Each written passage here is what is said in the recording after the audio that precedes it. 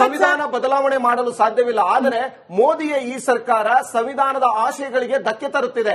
ಅದನ್ನ ಒಂದು ಸಮಾಜವನ್ನ, ಒಂದು ಧರ್ಮವನ್ನ ಟಾರ್ಗೆಟ್ ಮಾಡುವ ಮೂಲಕ ಅದು ವಾದ. ಸರ್, ದೇವಾನ್ ದೇವತೆಗಳು ಹೆಸರಲ್ಲಿ ಬರ್ತಾ ಇದಾರಲ್ಲ, ಅವರೆಲ್ಲ ನಮ್ಮ ದೇಶದ ಸಿವಿಲೈಸೇಷನಲ್ ಹೆರಿಟೇಜ್ ಸರ್. ಅದನ್ನ ಯಾರು ನಾವು ಅಳ್ಸಕ್ಕೂ ಆಗಲ್ಲ, ತಿದ್ದಕ್ಕೂ ಆಗಲ್ಲ. ಅದು ತಲತಲಾಂತರದಿಂದ ನಮಗೆ ಬಂದಿರೋದು. ಇದೇ ನಮ್ಮ ಒರಿಜಿನಲ್ ಕಾನ್ಸ್ಟಿಟ್ಯೂಷನ್ ಅಲ್ಲಿ ರಾಮ ಲಕ್ಷ್ಮಣ ಸೀತೆಯರ ಫೋಟೋ ಬಗ್ಗೆ ಉಲ್ಲೇಖ ಇದೆ. ನೀವು ಕಾನ್ಸ್ಟಿಟ್ಯೂಷನ್ನೇ ವಿರೋಧಿಸ್ತೀರಾ? ಈ ಪಿಕ್ಚರೇ ಇದೆ ಸರ್, ಅದು ಡ್ರಾಯಿಂಗ್ ಅಲ್ಲೇ. ಇದನ್ನ ನೀವು ವಿರೋಧಿಸ್ತೀರಾ ಅಂತ ನನ್ನ ಪ್ರಶ್ನೆ. ಒಳ್ಳೆ ಪ್ರಶ್ನೆ ಮಾಡಿದ್ರಿ.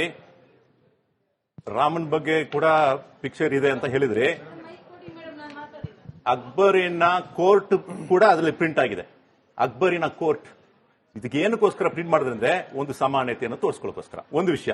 ಎರಡನೇ ವಿಷಯ, ಈ ಭಾರತದಲ್ಲಿ ಇರತಕ್ಕಂತಹ ಎಲ್ಲಾ ಸಂಸ್ಕೃತಿಯನ್ನು ನಾವು ಪಾಲಿಸಬೇಕಂದ್ರೆ ಕಷ್ಟ ಆಗತ್ತೆ.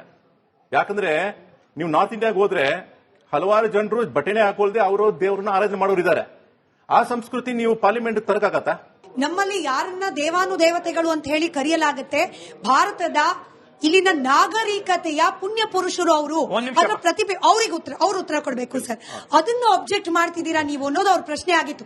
ಇಲ್ಲಿ ಜಾತಿಗಳು, ಧರ್ಮಗಳು ಎಲ್ಲದಕ್ಕೂ ಪ್ರಾತಿನಿಧ್ಯ ಪ್ರಶ್ನೆ ಅಲ್ಲ. ರಾಮ, ಕೃಷ್ಣ ಅನ್ನೋದು, ದುರ್ಗೆ ಅನ್ನೋದು ಈ ನೆಲದ ಸಂಸ್ಕೃತಿ. ಅದನ್ನ ಆಬ್ಜೆಕ್ಟ್ ಮಾಡ್ತೀರಾ? ಬಗ್ಗೆ ನಾನು ಮಾತಾಡ್ತಿದ್ದೀನಿ. ಈ ನೆಲದ ಸಂಸ್ಕೃತಿಯಲ್ಲಿ ಅಹಂ ಬ್ರಹ್ಮಾಸ್ಮಿ ಅಂತ ಒಂದು ಸಿದ್ಧಾಂತ ಇದೆ. ಅದರ ಪ್ರಕಾರ ನಾನು ದೇವರು, ನೀವು ದೇವರು, ಎಲ್ಲವೂ ದೇವರು ಅಂತ ಹೇಳುವಾಗ ನೀವು ನನ್ನನ್ನು ಆರಾಧನೆ ಮಾಡಿ ಅಂತ ಹೇಳ್ಕೊಳ್ಳುವ ಒಂದು ಸಂಸ್ಕೃತಿ ಈ ಭೂಮಿನಲ್ಲಿ ಇದೆ.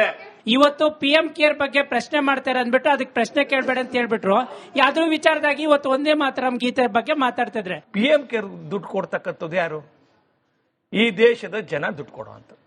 PM ಕೇರ್ ಸರ್ಕಾರದ ಹಣ ಅಲ್ಲ. PM ಕೇರ್ ಅಂತಕ್ಕಂಥದ್ದು ನಮ್ಮ ದೇಶದ ಜನ, ನೂರಾರು ಜನ ಅವರು ತಮ್ಮ ದೇಣಿಗೆಯನ್ನ ಈ ದೇಶಕ್ಕೆ ಸಲುವಾಗಿ ಕೊಡ್ತಾರೆ. ಏನು ನಾವು ಮಾತಾಡಬಾರ್ದು. ಒಂದ್ ನಿಮಿಷ ಹೇಳ್ತೀನಿ.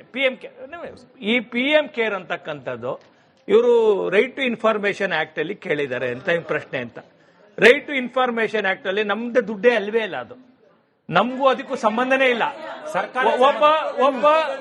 ಒಬ್ಬ ಪ್ರಧಾನಿ ಆಗಿರ್ತಕ್ಕಂಥದ್ದು ದೇಶದ ಎಕ್ಸ್ಚೆಕ್ಕರ್ಗೆ ಏನು ಖರ್ಚಿದೆ ಅದಕ್ಕೆ ಉತ್ತರದಾಯಿತ್ವ ಹೊರತು PM ಕೇರ್ ಆಗೋ ಮುಂಚೆ ಕಾಂಗ್ರೆಸ್ ನ ಪ್ರೆಸಿಡೆಂಟ್ ಅದನ್ನ ಪರ್ಮನೆಂಟ್ ಮೆಂಬರ್ ಆಗಿದ್ರು. ಅದಕ್ಕೆ ಗೊತ್ತಿದೆಯಾ ನಿಮ್ಗೆ?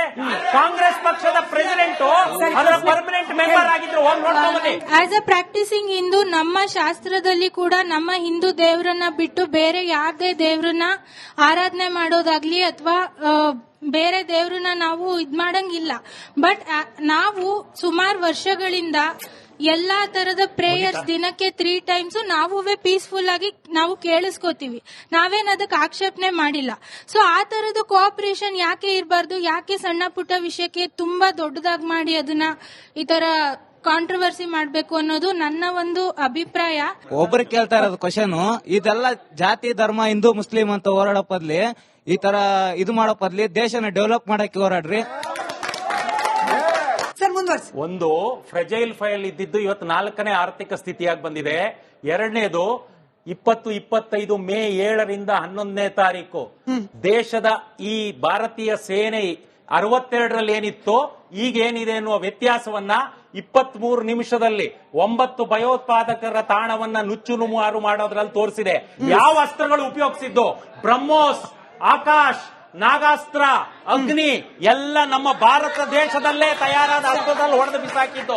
ಸರ್, ನೀವಿಷ್ಟು ಹೇಳ್ತಿರಲ್ಲ 4ನೇ ಆರ್ಥಿಕ ಮಹಾ ದೊಡ್ಡ ರಾಷ್ಟ್ರ ಅಂತ ಹೇಳ್ತಿರಲ್ಲ, ಅದು ನಿನ್ನೆ ಮೊನ್ನೆ 12 ವರ್ಷದಿಂದ ಆಗಿದ್ದಲ್ಲ ಸರ್. ಇದಕ್ಕೆ ಬುನಾದಿ ಹಾಕಿದ್ದು ನೆಹರು ಅವರು. ನೀವು ಯಾರನ್ನ ದ್ವೇಷ ಮಾಡ್ತೀರಾ? ಒಂದ್ ನಿಮಿಷ, ನೀವು ಯಾರನ್ನ ದ್ವೇಷ ಮಾಡ್ತೀರಾ? ಅವರ ಕೈಗಾರಿಕಾ ಕ್ರಾಂತಿ ಪ್ರತಿಯೊಂದು ಹಂತವಾಗಿ ದೇಶನ ಕೈಗಾರಿಕಾ ಕ್ರಾಂತಿ ಆಗಿರ್ಬೋದು, 5 ವರ್ಷಗಳ ಕ್ರಾಂತಿಗಳ ಮೂಲಕ ಇವತ್ತು ಏನು ಡ್ಯಾಮ್ಗಳನ್ನ ಕಟ್ಟಿದ್ದಾರೆ. ಇವತ್ತು ಬೆಂಗಳೂರಲ್ಲಿ ಇಸ್ರೋ ಆಗಿರ್ಬೋದು, NL ಆಗಿರ್ಬೋದು, HMT ಆಗಿರ್ಬೋದು ಎಲ್ಲ ಮಾಡಿದಕ್ಕೆ ಇವತ್ತು ಇಲ್ಲಿಂದ ತಗೊಂಡೋಗಿ ಟ್ಯಾಕ್ಸ್ ಅಲ್ಲಿ ನಾವು ಕಟ್ತಾ ಇದೀವಿ. ನಾವು ಇಲ್ಲಿ ಟ್ಯಾಕ್ಸ್ ಕಟ್ಬಿಟ್ಟು ನಿಮ್ಮನ್ನ ಅಲ್ಲಿ ಪಾರ್ಲಿಮೆಂಟ್ ಅಲ್ಲಿ ಹೋಗ್ಬಿಟ್ಟು ಟೇಬಲ್ ಗುದ್ದಿ ನಮ್ಮ ಅಭಿವೃದ್ಧಿ ಬಗ್ಗೆ ಮಾತಾಡಿ, ಸ್ಟೂಡೆಂಟ್ ಗಳು ಮಾತಾಡಿ, ಬಡತನದ ಬಗ್ಗೆ ಮಾತಾಡಿ ಅಂತ ಕಳಿಸಿದ್ರೆ ನೀವು ಪದೇ ಪದೇ ಹೋಗ್ಬಿಟ್ಟು ಒಂದೇ ಮಾತಾಡೋ ಮಧ್ಯದಲ್ಲಿ ಇದನ್ನ ಬಿಟ್ಟು ಕುತ್ಕೋತೀರಾ? ಈಗ ನೀವೇನ್ ಪದೇ ಪದೇ ಮಾತಾಡಿದ್ರೆ 70 ವರ್ಷದಿಂದ ಕಾಂಗ್ರೆಸ್ ಏನ್ ಮಾಡ್ತು ಅಂತ ನೀವೇನ್ ಹೊಸದಾಗಿ ಈಗ 70 ವರ್ಷದ ಹಿಂದೆ ತಗೊಂಡ್ ಹೋಗ್ಬಿಟ್ಟು ಈಗ 70 ವರ್ಷದಿಂದ ಅಭಿವೃದ್ಧಿ ಮಾಡ್ಲಿಕ್ಕೆ ಹೊರಟಿದ್ದೀರಾ ಸರ್? 2014 ನಂತರ ಕಳೆದ 10 ವರ್ಷಗಳಲ್ಲಿ ನಮ್ಮ ದೇಶ ಹೇಗೆಲ್ಲ ಬದಲಾವಣೆ ಆಗಿದೆ ಅಂತೇಳಿ ನೀವು ಈಗಂತ ಇದ್ದಂಗೆ ನೋಡ್ತಾ ಇದ್ದಂಗೆ 10ನೇ ಸ್ಥಾನದಲ್ಲಿ ಇದ್ದವರು 4ನೇ ಸ್ಥಾನಕ್ಕಾಗಿದ್ದೀವಿ. ನೀವೇನು ಬದಲಾವಣೆ ಮಾಡಿಲ್ಲ, ನೀವು ಹಿಂಗಂತಾನೆ ಇರ್ತೀರಿ. ನಾವು 10ರಿಂದ 4ನೇ ಸ್ಥಾನಕ್ಕೆ ಬಂದಿದ್ದೀವಿ. ಅವ್ರ ಪ್ರಶ್ನೆಗೆ ನಾವು ದಯಮಾಡಿ ಯಾವುದೇ ಬೇರೆ ಬೇರೆ ರಾಜಕೀಯ ಪಾರ್ಟಿ ಇರೋಣ, ಆದ್ರೆ ಒಂದು ದಯಮಾಡಿ ಅರ್ಥ ಮಾಡ್ಕೊಳ್ಳಿ, ನಮ್ಮ ದೇಶ ನಮ್ಮ ಸರ್ಕಾರ ಅಂತಕ್ಕಂಥದ್ದು ನಮ್ದು. ಇಂದಿರಾ ಗಾಂಧಿ ಈ ದೇಶದ ಪ್ರಧಾನಿ ಆದಾಗ ಯುದ್ಧ ಮಾಡಿದಾಗ ನಾವು ಅವ್ರಿಗೆ ನೀವು ಯುದ್ಧ ಮಾಡಮ್ಮ, ನಾನು ನಿಮ್ಮ ಜೊತೆ ಇದ್ದೀವಿ ಅಂತ. ಮನಮೋಹನ್ ಸಿಂಗ್ ಸುಧಾರಣೆ ತಂದಾಗ, ಗ್ಯಾಟ್ ಒಪ್ಪಂದ ಆದಾಗ ನೀವು ಮಾಡ್ರಿ, ನರಸಿಂಹರಾವ್ ತಂದಾಗ ನೀವು ಮಾಡ್ರಿ. ನೀವೆಲ್ಲ ಹೇಳ್ತಿರಲ್ಲ, ಇವ್ರು ಹೇಳ್ತಿರಲ್ಲ ಪಟೇಲ್ರು ವಗೇರೆ ಅಂತ. ಸರ್ದಾರ್ ಪಟೇಲ್ರನ್ನ ಬಿಟ್ಟಾಕಿದಂತದ ಕಾಂಗ್ರೆಸ್ ಬಿಟ್ಟಾಕಿ ಸರ್ದಾರ್ ಪಟೇಲ್ದು ಏಕತಾದು ಪ್ರತಿಮೆ ನಾವು ಮಾಡಿದ್ವಿ. ಇಂಡಿಯಾನ ದುರ್ಗಾದೇವಿ, ಲಕ್ಷ್ಮಿ ಅವ್ರ ಜೊತೆ ಕಂಪೇರ್ ಮಾಡ್ತಿರಲ್ವಾ? ಹೆಣ್ಮಕ್ಳಿಗೆ ಸೇಫ್ಟಿ ಇದೆಯಾ? ಬಿ ಪ್ಯಾಕ್ ಅಂತ ಒಂದು ಸಂಸ್ಥೆ 800 ಟಾಯ್ಲೆಟ್ ನ ಸರ್ವೆ ಮಾಡಿದ್ದಾರೆ. ಇದ್ರ ಬಗ್ಗೆ ಎಲ್ಲ ನೀವು ಮಾಡ್ತಾ ಇರ್ತೀರಾ? ಮಾತೃ ದೇವೋಭವ ಅಂತ ಕೊಟ್ಟಿರ್ತಕ್ಕಂಥ ನಾಡು ನಮ್ದು. ರೇಪ್ ಯಾಕೆ ಆಗತ್ತೆ ಅಂತ ಕೇಳ್ತು ಅಂತಂದ್ರೆ ಕಾನೂನು ಸುವ್ಯವಸ್ಥೆ ಅಂತಕ್ಕಂಥದ್ದು ರಾಜ್ಯದ ಕೆಲಸ. ವಿದ್ಯಾರ್ಥಿನಿಯಾಗಿ ಕೇಳ್ತಾ ಇದೀನಿ ಸರ್, ನೀವು ಇವಾಗ ನಾನು ಯಾವ ಮಾತನ್ನು ಇದ್ ಮಾಡ್ತಾ ಇಲ್ಲ. ಮುಸ್ಲಿಮರು 5 ಸತಿ ನಮಾಜ್ ಮಾಡ್ತಾರೆ, ಅವ್ರ ಧರ್ಮಕ್ಕೆ ಅವ್ರು ಗೌರವ ಕೊಡ್ತಾರೆ. ಅದೇ ತರ ಮೊನ್ನೆ ಒಂದೇ ಮಾತರಂ ಆಡದೇ ಇರ್ರಿ ಅಂತಲ್ಲ. ಸರ್ ಹೇಳ್ದಂಗೆ ಫಸ್ಟ್ ಟೈಮ್ ಹಿಂದೂ ಮುಸ್ಲಿಂ ಸೇರ್ಕೊಂಡೇ ಒಂದೇ ಮಾತರಂ ಮಾಡಿರೋದು. ಅದು ತಾನೆ, ಹೌದು ತಾನೆ? ಅದೇ ತರ ನೀವು ಚಿಕ್ಕಬಳ್ಳಾಪುರದಲ್ಲಿ ಒಂದು ಇನ್ಸಿಡೆಂಟ್ ಆಯ್ತು, 5 o'clock ಹಂಗೆ ಪ್ರಾರ್ಥನೆ ದೇವಸ್ಥಾನದಲ್ಲಿ ಪ್ರಾರ್ಥನೆ ಆಗ್ಬೇಕಾದ್ರೆ ಒಬ್ಬ ಮುಸ್ಲಿಂ ವ್ಯಕ್ತಿ ಬಂದು ನನ್ನ ತಾಯಿಗೆ ತೊಂದರೆ ಆಗ್ತದೆ, ಪ್ರಾರ್ಥನೆ ನಿಲ್ಲಿಸಿ ಅಂತ ಪೂಜಾರಿ ಮೇಲೆ ಹಲ್ಲೆ ಮಾಡಿದ್ದಾರೆ. ಅದು ಎಷ್ಟರ ಮಟ್ಟಿಗೆ ಸರಿ? ನಿಮ್ಗೊಂದ್ ರೂಲ್ಸ್ ನಮ್ಗೊಂದ್ ರೂಲ್ಸಾ ಹೇಳಿ ಸರ್? ನೋಡಮ್ಮ, ರೂಲ್ಸ್ ಎಲ್ಲರಿಗೂ ಸಮ. ಒಂದ್ ವೇಳೆ ಮುಸ್ಲಿಂ ಏನಾದ್ರು ಅತ್ಯಾಚಾರ ಮಾಡಿದ್ರೆ, ಇಂಥದ್ದೇನೋ ಕೆಲಸ ಮಾಡಿದ್ರೆ ಅವನನ್ನ ಕಾನೂನು ಮೂಲಕ ಅವನ ಬಂಧಿಸಬಹುದು. ನಿಮ್ ಜೊತೆಗೆ ಉಮರ್ ಶರೀಫ್ ನಿಂತ್ಕೊಳ್ತಾನೆ. ಇವತ್ತಿಗೂ ನೋಡಿ, ನಾನು ಒಂದು ಮ್ಯೂಚುವಲ್ ಫಂಡ್ ಬಿಸ್ನೆಸ್ ಮಾಡ್ತಾ ಇದ್ದೀನಿ. ನಾನು ಇವತ್ತಿಗೂ ಒಂದು ಶರಿಯಾ ಫಂಡ್ ಅಂತ ತರ್ತಾ ಇದ್ದಾರೆ. ನಾನು ದಟ್ ಇಸ್ ರಿಲೇಟೆಡ್ ಟು ಇಸ್ಲಾಂ. ಅವರು ಧರ್ಮಗುರುಗಳು ಯಾವ್ದಾದ್ರು ಬೇಡ ಅಂತ ಹೇಳ್ತಾರೆ, ಆ ಫಂಡ್ ಅಲ್ಲಿ ಯೂಸ್ ಮಾಡಲ್ಲ. ಯಾಕೆ ಬೇಕು ಅಂತದ್ದು? ಇಷ್ಟು ಮೊದಲು ಇನ್ಶೂರೆನ್ಸ್ ಬಿಸ್ನೆಸ್ ಅಲ್ಲಿ ಮಾಡ್ತಾ ಇರಲಿಲ್ಲ, ಮುಸ್ಲಿಮ್ಸ್ ಮಾಡ್ತಾ ಇರಲಿಲ್ಲ. ಆಮೇಲೆ ಅವರ ಧರ್ಮಗುರುಗಳು ಒಪ್ಪಿಗೆ ಕೊಟ್ಟ ಮೇಲೆ ಈಗ ಸ್ಟಾರ್ಟ್ ಮಾಡ್ಕೊಂಡಿದ್ದಾರೆ. ಅದು ಅವ್ರವ್ರ ಇಷ್ಟ. ಆದ್ರೆ ಅಂತ ಫಂಡ್ಗಳನ್ನ ತಂದ್ಕೊಂಡು ಒಂದ್ ನಿಮಿಷ, ಅಂತ ಫಂಡ್ ಯಾಕೆ ಇಂಟ್ರೊಡ್ಯೂಸ್ ಮಾಡಬೇಕು? ದೇಶ ಹೊಡೆಯೋ ಕೆಲಸ ಅಲ್ವಾ ಅದು? ನೋಡಿ, ಇದು ಬಹು ದಿನಗಳಿಂದ ಇಲ್ಲಿ ಕೂಲ್ತಂತವರೆಲ್ಲ ಸ್ನೇಹಿತರೆ ದಯಮಟ್ಟ ಕೇಳಿ, ಒಂದು ದೊಡ್ಡದಾದಂತಹ ಜಾಗತಿಕವಾದಂತಹ ಒಂದು ಪಿತೂರಿ ಭಾರತದೊಳಗಡೆ ನಡೀತಿದೆ.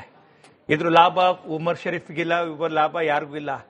ಅಲಾಲ್ ಎಕಾನಮಿ ಅಂತೇಳಿ ಅಲಾಲಿನ ಹೆಸರಿನಲ್ಲಿ ಒಂದು ಹೊಸ ಒಂದು ವಾಣಿಜ್ಯದ ಎಕಾನಮಿಯನ್ನು ಸೃಷ್ಟಿ ಮಾಡುವಂತ ಕೆಲಸ ಮಾಡ್ತಿರ್ತಕ್ಕಂಥದ್ದು.